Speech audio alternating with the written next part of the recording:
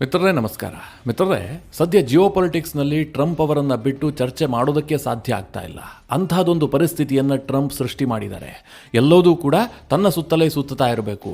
ಒಂದು ರೀತಿಯಲ್ಲಿ ಟ್ರಂಪ್ ಅವರ ವರ್ತನೆ ಹೇಗಿದೆ ಅಂತಂದರೆ, ಇಡೀ ವಿಶ್ವವನ್ನೇ ನಾನು ಬುಗುರಿ ರೀತಿ ಆಡಿಸ್ತೀನಿ, ಅಂತಹ ಸಾಮರ್ಥ್ಯ ನನಗಿದೆ, ನಾನೊಂದು ರೀತಿಯಲ್ಲಿ ವಿಶ್ವ ಸಾಮ್ರಾಟ ಅನ್ನುವಂಥ ಭಾವನೆ ಟ್ರಂಪ್ ಅವರಿಗೆ ಬಂದಿದೆ. ಯಾಕೆ ಟ್ರಂಪ್ ಬಗ್ಗೆ ಆರಂಭದಲ್ಲೇ ಇಷ್ಟೆಲ್ಲ ಹೇಳ್ತಾ ಇದ್ದೀನಿ ಕೇಳಿದ್ರೆ, ಮಿತ್ರರೇ, ಟ್ರಂಪ್ ಕಳೆದ ಹಲವು ದಿನಗಳಿಂದ ಅನೇಕ ಅಧ್ವಾನಗಳನ್ನು ಸೃಷ್ಟಿ ಮಾಡಿದ್ದಾಗಿದೆ.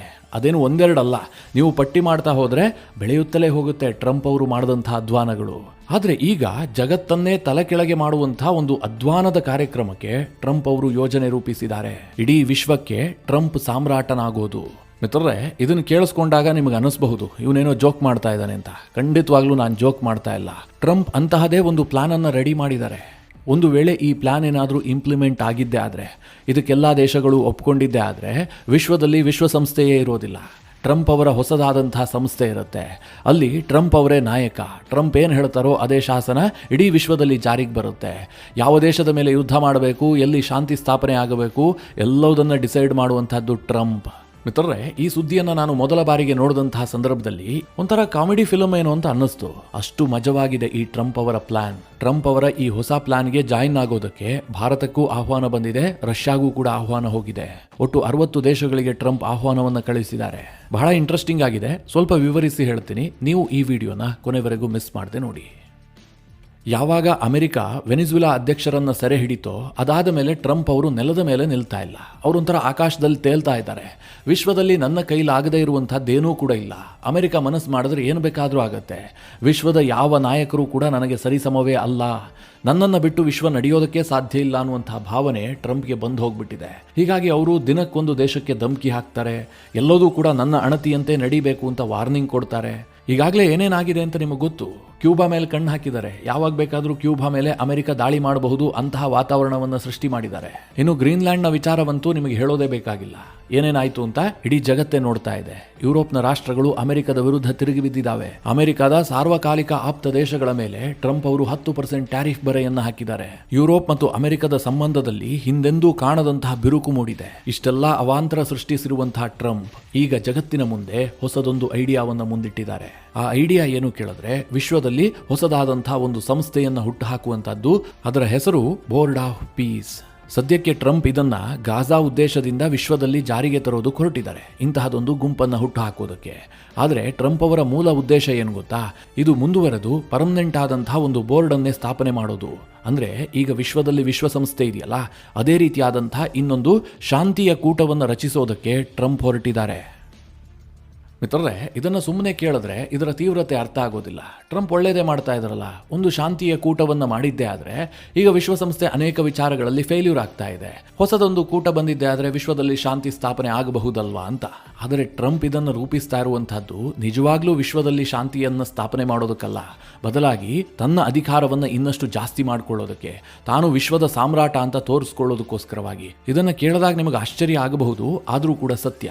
ಗಾಜಾದಲ್ಲಿ ಯುದ್ಧವನ್ನು ಅಂತ್ಯ ಮಾಡೋದಕ್ಕೋಸ್ಕರವಾಗಿ ಟ್ರಂಪ್ ಅವರು ಈ ಹಿಂದೆ 20 ಅಂಶಗಳ ಶಾಂತಿ ಒಪ್ಪಂದವನ್ನು ಮುಂದಿಟ್ಟಿದ್ರು. ಇದಕ್ಕೆ ಈಗಾಗಲೇ ಅನೇಕ ದೇಶಗಳು ಒಪ್ಕೊಂಡಿದ್ದಾವೆ. ಇದು ಜಾರಿಗೂ ಕೂಡ ಬಂದಿದೆ.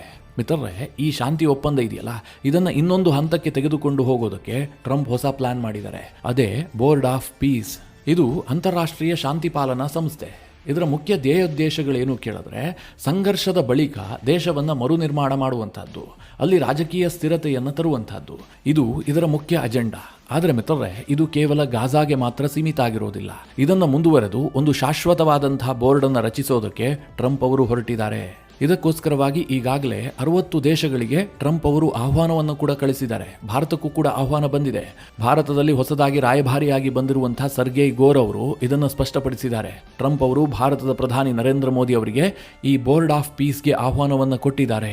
ಭಾರತ ಬಹಳ ಇಂಪಾರ್ಟೆಂಟ್ ಆದಂತಹ ದೇಶ, ಇದರಲ್ಲಿ ಪಾಲ್ಗೊಳ್ಳುವಂತಹ ನಿರೀಕ್ಷೆ ಇದೆ ಅಂತ ಭಾರತದಲ್ಲಿರುವ ಅಮೆರಿಕದ ರಾಯಭಾರಿ ಹೇಳಿದ್ದಾರೆ. ಇನ್ನೊಂದು ಕಡೆಯಲ್ಲಿ ರಷ್ಯಾಗೂ ಕೂಡ ಇನ್ವಿಟೇಷನ್ ಅನ್ನು ಕಳುಹಿಸಲಾಗಿದೆ. ರಷ್ಯಾ ಇದಕ್ಕೆ ಯಾವುದೇ ರೀತಿಯಲ್ಲೂ ಉತ್ತರ ಕೊಟ್ಟಿಲ್ಲ. ನಾವು ಇದ್ರ ಬಗ್ಗೆ ಪರಿಶೀಲನೆ ಮಾಡ್ತಾ ಇದ್ದೀವಿ, ಮುಂದಿನ ದಿನಗಳಲ್ಲಿ ತೀರ್ಮಾನ ಕೈಗೊಳ್ತೀವಿ ಅಂತಷ್ಟೇ ಹೇಳಿದೆ. ಆದರೆ ಹಂಗೇರಿ ಮತ್ತು ಕಜಕಿಸ್ತಾನ ಟ್ರಂಪ್ ಅವರ ಈ ಪ್ಲಾನ್ ಅನ್ನು ಒಪ್ಕೊಂಡಿದೆ. ಟ್ರಂಪ್ ಅವರು ಬಹಳ ಅದ್ಭುತ ಕೆಲಸ ಮಾಡ್ತಾ ಇದ್ದಾರೆ. ಅವರ ಈ ಬೋರ್ಡ್ ಆಫ್ ಪೀಸ್ಗೆ ನಾವು ಸೇರ್ಕೊಳ್ತೀವಿ ಅಂತ ಆ 2 ದೇಶಗಳು ಹೇಳಿದಾವೆ. ಇದನ್ನೆಲ್ಲ ಕೇಳದಂತಹ ಸಂದರ್ಭದಲ್ಲಿ ನಿಮಗೊಂದು ಪ್ರಶ್ನೆ ಬರ್ತಾ ಇರಬಹುದು, ಇದು ಗಾಜಾ ಉದ್ದೇಶದಿಂದ ಟ್ರಂಪ್ ತರ್ತಾ ಇದಾರಲ್ಲ, ಇದು ಪರ್ಮನೆಂಟ್ ಬೋರ್ಡ್ ಅಂತ ಹೇಗೆ ಹೇಳೋದಕ್ಕೆ ಸಾಧ್ಯ? ಟ್ರಂಪ್ ಅವರಿಗೆ ಆ ಉದ್ದೇಶ ಇದೆಯಾ? ಹೀಗೆಲ್ಲ ಕೇಳಿದ್ದೆ ಆದರೆ ಖಂಡಿತವಾಗ್ಲೂ ಟ್ರಂಪ್ ಅವರಿಗೆ ಆ ಉದ್ದೇಶವೇ ಇರುವಂತಹದ್ದು. ಗಾಜಾ ಕೇವಲ ನೆಪ ಮಾತ್ರ. ಮಿತ್ರರೇ, ಈಗಾಗಲೇ ವಿಶ್ವದಲ್ಲಿ ಅನೇಕ ಕೂಟಗಳಿದ್ದಾವೆ. ಇದರ ಜೊತೆಗೆ ಇನ್ನೊಂದು ಆ್ಯಡ್ ಆಗುತ್ತೆ ಅಂತ ಇದನ್ನು ನೋಡೋದಕ್ಕೆ ಸಾಧ್ಯ ಇಲ್ಲ. ಟ್ರಂಪ್ ಇಲ್ಲಿ ಇಡೀ ವಿಶ್ವಸಂಸ್ಥೆಯನ್ನು ಡಮ್ಮಿ ಮಾಡೋದಕ್ಕೆ ಹೊರಟಿದ್ದಾರೆ. ನಿಮಗೆಲ್ಲ ಗೊತ್ತೇ ಇದೆ, 2ನೇ ಮಹಾಯುದ್ಧ ಆದ ಬಳಿಕ ಅದರ ಹಾನಿಯನ್ನು ನೋಡಿದ್ರಲ್ಲ ವಿಶ್ವ ನಾಯಕರು, ಅವರಿಗೆ ಅನ್ನಿಸ್ತು ಭವಿಷ್ಯದಲ್ಲಿ ಇಂತಹ ಯುದ್ಧಗಳು ಯಾವತ್ತೂ ಕೂಡ ಆಗಬಾರ್ದು, ಅದನ್ನು ತಡೆಯೋದಕ್ಕೆ ಏನಾದರೂ ಒಂದು ಪ್ರಯತ್ನ ಆಗಬೇಕು ಅಂತ. ಅದೇ ನಿಟ್ಟಿನಲ್ಲಿ ರೂಪುಗೊಂಡಿದ್ದು ವಿಶ್ವಸಂಸ್ಥೆ. ವಿಶ್ವಸಂಸ್ಥೆಯ ಬಹಳ ದೊಡ್ಡ ಹೆಗ್ಗಳಿಕೆ ಏನು ಕೇಳಿದ್ರೆ, ಅದು ಈವರೆಗೆ 3ನೇ ಮಹಾಯುದ್ಧವನ್ನು ತಡೆದಿದೆ.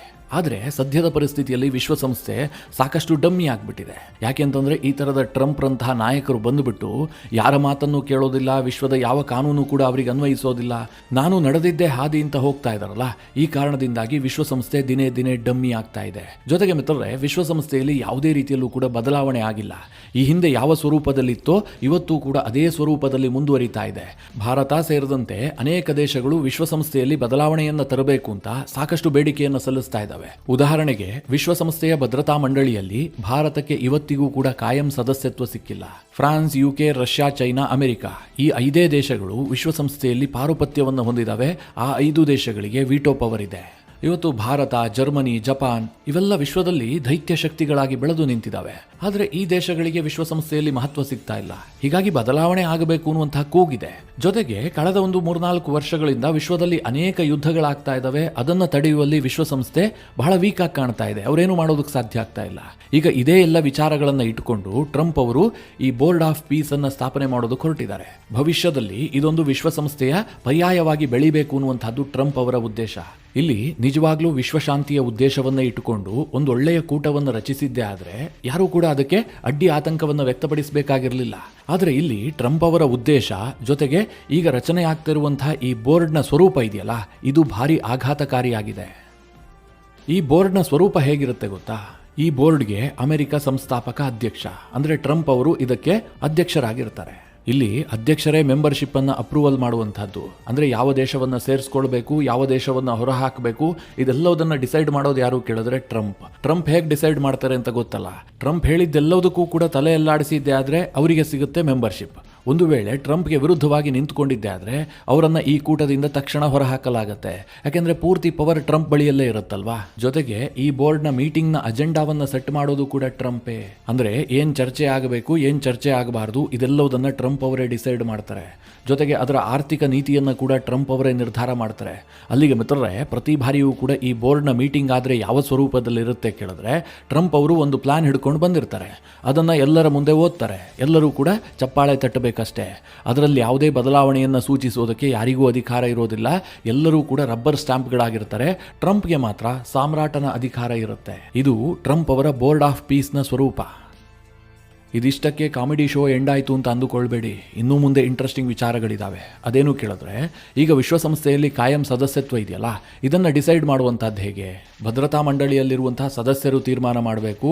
ಆ ದೇಶದ ಬ್ಯಾಕ್ಗ್ರೌಂಡನ್ನು ಪರಿಗಣಿಸಿ ಈ ದೇಶಕ್ಕೆ ಕೊಡಬಹುದಾ ಇಲ್ವಾ ಅನ್ನುವಂಥದ್ದು ಫೈನಲ್ ಆಗಿ ಭದ್ರತಾ ಮಂಡಳಿಯಲ್ಲೇ ನಿರ್ಧಾರ ಆಗುತ್ತೆ. ಆದರೆ ಟ್ರಂಪ್ ಅವರ ಬೋರ್ಡ್ನಲ್ಲಿ ಹಾಗಾಗೋದಿಲ್ಲ. $1 ಬಿಲಿಯನ್ ಅನ್ನು ಯಾರು ಕೊಡ್ತಾರೋ ಅವರಿಗೆ ಪರ್ಮನೆಂಟ್ ಮೆಂಬರ್ಶಿಪ್ ಸಿಗುತ್ತೆ. ಈಗ ಭಾರತ ಟ್ರಂಪ್ ಅವರ ಬೋರ್ಡನ್ನು ಸೇರ್ಕೊಳ್ಬಹುದು. ಆದರೆ ಪರ್ಮನೆಂಟ್ ಮೆಂಬರ್ಶಿಪ್ ಬೇಕು ಅಂತಂದ್ರೆ ಟ್ರಂಪ್ ಅವರ ಈ ಬೋರ್ಡ್ಗೆ $1 ಬಿಲಿಯನ್ ಹಣವನ್ನು ಕೊಡಬೇಕು. ಇವತ್ತು $1 ಬಿಲಿಯನ್ ಅಂತಂದ್ರೆ ಹತ್ತತ್ರ 9,000 ಕೋಟಿ. ಮಿತ್ರರೇ, ಯಾವುದಾದ್ರೂ ದೇಶಕ್ಕೆ ತಲೆ ಕೆಟ್ಟಿರುತ್ತಾ? ಟ್ರಂಪ್ ಅವರು ಹೇಳಿದ್ದನ್ನು ಒಪ್ಕೊಂಡು ಅವ್ರಿಗೆ ಚಪ್ಪಾಳೆ ತಟ್ಟೋದಕ್ಕೆ 9,000 ಕೋಟಿ ಟ್ಯಾಕ್ಸ್ ಪೇಯರ್ ಮನಿಯನ್ನು ಕೊಡೋದಕ್ಕೆ? ಸದ್ಯ ಇರುವಂತಹ ವಿಶ್ವಸಂಸ್ಥೆಯಲ್ಲಿ ಪೇಯ್ಡ್ ಮೆಂಬರ್ಶಿಪ್ ಇಲ್ಲ. ನೀವು ವಿಶ್ವಸಂಸ್ಥೆಯನ್ನು ಸೇರ್ಕೊಳ್ಬೇಕು ಅಂತಂದ್ರೆ ಹಣ ಕೊಡಬೇಕಾಗಿಲ್ಲ. ಆದರೆ ಟ್ರಂಪ್ ಅವರ ಗ್ರೂಪನ್ನು ಸೇರಬೇಕು ಅಂತಂದ್ರೆ ಹಣ ಕೊಡಬೇಕು, ಅದು ಕೂಡ $1 ಬಿಲಿಯನ್. ಸದ್ಯ ಟ್ರಂಪ್ ತನ್ನ ಈ ತುಗ್ಲಕ್ ಯೋಜನೆಯನ್ನು ಜಗತ್ತಿನ ಮುಂದಿಟ್ಟಿದ್ದಾರೆ. ಇದಿನ್ನೂ ಕೂಡ ಡಿಸ್ಕಷನ್ ಹಂತದಲ್ಲಿದೆ. ಮುಂದಿನ ದಿನಗಳಲ್ಲಿ ಏನಾಗುತ್ತೆ ಅಂತ ಹೇಳೋದಕ್ಕೆ ಸಾಧ್ಯ ಇಲ್ಲ. ಭಾರತಕ್ಕೀಗ ಇನ್ವಿಟೇಷನ್ ಕಳಿಸಿದರೆ ಭಾರತ ಇದುವರೆಗೆ ಯಾವುದೇ ರೀತಿಯಲ್ಲೂ ಕೂಡ ಇದಕ್ಕೆ ಪ್ರತಿಕ್ರಿಯೆಯನ್ನು ಕೊಟ್ಟಿಲ್ಲ. ಅಂದರೆ ಬಹಳ ಅದ್ಭುತವಾಗಿದೆ, ನಾವು ಇದನ್ನು ಸೇರ್ಕೊಳ್ತೀವಿ ಏನನ್ನೂ ಕೂಡ ಹೇಳಿಲ್ಲ. ಈ ಹಿಂದೆಯೂ ಕೂಡ ಟ್ರಂಪ್ ಅವರು 20 ಅಂಶಗಳ ಗಾಜಾ ಪೀಸ್ ಪ್ಲಾನ್ ಅನ್ನು ಮುಂದಿಟ್ಟಿದ್ರಲ್ಲ, ಆಗ ಭಾರತ ಅದಕ್ಕೇನು ಅಷ್ಟೆಲ್ಲ ಮಹತ್ವ ಕೊಟ್ಟಿರಲಿಲ್ಲ. ಗಾಜಾದ ಶಾಂತಿ ಶೃಂಗಸಭೆಯಲ್ಲಿ ಭಾಗಿಯಾಗೋದಕ್ಕೆ ಪ್ರಧಾನಿ ನರೇಂದ್ರ ಮೋದಿ ಅವರಿಗೆ ಟ್ರಂಪ್ ಅವರೇ ಖುದ್ದು ಆಹ್ವಾನವನ್ನು ಕೊಟ್ಟಿದ್ರು. ಆದರೆ ಮೋದಿ ಅವರೇನು ಹೋಗಿರಲಿಲ್ಲ. ಭಾರತದ ವಿದೇಶಾಂಗ ಇಲಾಖೆಯ ರಾಜ್ಯ ಖಾತೆ ಮಂತ್ರಿಯನ್ನ ಅಲ್ಲಿಗೆ ಕಳುಹಿಸಿಕೊಟ್ಟಿದ್ರು. ನನಗನ್ಸುತ್ತೆ ಭಾರತ ಈಗಲೂ ಕೂಡ ಅದನ್ನೇ ಮಾಡುತ್ತೆ ಅಂತ. ಕೊಡೋದಾದರೆ ಫ್ರೀಯಾಗಿ ಒಂದು ಮೆಂಬರ್ಶಿಪ್ ಕೊಟ್ಟಿರಿ, ಯಾರೋ ಪುರುಸೋತಿದ್ದಂಥ ಒಬ್ಬ ಮಂತ್ರಿ ಅಲ್ಲಿಗೆ ಬಂದಿರ್ತಾರೆ. ಅದಕ್ಕಿಂತ ಹೆಚ್ಚೇನು ಭಾರತ ಇದಕ್ಕೆ ಮಹತ್ವ ಕೊಡುತ್ತೆ ಅಂತ ನನಗಂತೂ ಅನಿಸೋದಿಲ್ಲ. ಆದರೆ ಮಿತ್ರರೇ, ಟ್ರಂಪ್ ಅವರು ಈ ರೀತಿಯ ಪ್ಲಾನ್ಗಳನ್ನು ತಂದು ಅನೇಕ ದೇಶಗಳ ಮೇಲೆ ಒತ್ತಡವನ್ನು ಕ್ರಿಯೇಟ್ ಮಾಡ್ತಾರೆ. ಕೆಲ ದೇಶಗಳಿಗೆ ಉಭಯ ಸಂಕಟ. ಟ್ರಂಪ್ ಹೇಳಿದ್ದನ್ನು ಒಪ್ಪಿಲ್ಲ ಅಂತಾದರೆ ನಾಳೆ ಟ್ರಂಪ್ ಅವರ ಟ್ಯಾರಿಫ್ ಕೆಂಗಣ್ಣಿಗೆ ಗುರಿಯಾಗಬೇಕು. ಆದರೆ ಭಾರತಕ್ಕೇನು ಆ ತಲೆಬಿಸಿ ಇದೆ ಅಂತ ನನಗನ್ನಿಸ್ತಾ ಇಲ್ಲ. ಯಾಕೆ ಅಂತಂದರೆ ಈಗಾಗಲೇ ಟ್ರಂಪ್ ಮತ್ತು ಭಾರತದ ಸಂಬಂಧ ಹಾಳಾಗಿ ಹೋಗ್ಬಿಟ್ಟಿದೆ. ಟ್ರಂಪ್ ಕೂಡ ಭಾರತದ ಮೇಲೆ 50% ಟ್ಯಾರಿಫ್ ಹಾಕಿ ಕೂತ್ಕೊಂಡಿದ್ದಾರೆ. ಈಗ ಭಾರತ ಈ ಪ್ಲಾನನ್ನು ಒಪ್ಪಿಲ್ಲ ಅಂತಂದರೆ ಇನ್ನೊಂದು 10% ಜಾಸ್ತಿ ಆಗ್ಬೋದು. ಮಿತ್ರರೇ, ಸದ್ಯಕ್ಕೆ ಕಾದು ನೋಡಬೇಕಷ್ಟೇ ಟ್ರಂಪ್ ಅವರ ಈ ಬೋರ್ಡ್ ಆಫ್ ಪೀಸ್ನ ಕತೆ ಮುಂದೇನಾಗುತ್ತೆ, ಯಾವ ಸ್ವರೂಪವನ್ನು ಪಡೆದುಕೊಳ್ಳುತ್ತೆ, ಈ ಕಾಮಿಡಿ ಫಿಲಮ್ ಹೇಗೆ ಓಡುತ್ತೆ ಅಂತ. ಈ ಎಲ್ಲ ವಿಚಾರಗಳ ಕುರಿತಾಗಿ ನಿಮ್ಮ ಅನಿಸಿಕೆ ಅಭಿಪ್ರಾಯಗಳೇನು ಕಮೆಂಟ್ ಮಾಡುವ ಮೂಲಕ ನಮಗೆ ತಿಳಿಸಿ. ಹಾಗೆ ನಿಮಗೆ ಈ ವಿಡಿಯೋ ಇಷ್ಟವಾದರೆ ಲೈಕ್ ಮಾಡಿ. ಜೊತೆಗೆ ನೀವಿನ್ನೂ ನಿಮ್ಮ ನೆಚ್ಚಿನ ಸಂಸ್ಕಾರ ಸೌರಭ ಯೂಟ್ಯೂಬ್ ಚಾನಲ್ನ ಸಬ್ಸ್ಕ್ರೈಬ್ ಮಾಡಿಲ್ಲ ಅಂತಾದರೆ ಈ ಕೂಡಲೇ ಸಬ್ಸ್ಕ್ರೈಬ್ ಮಾಡಿ ಮುಂದಿನ ಎಲ್ಲ ಅಪ್ಡೇಟ್ಗಳ ನೋಟಿಫಿಕೇಷನ್ಗಾಗಿ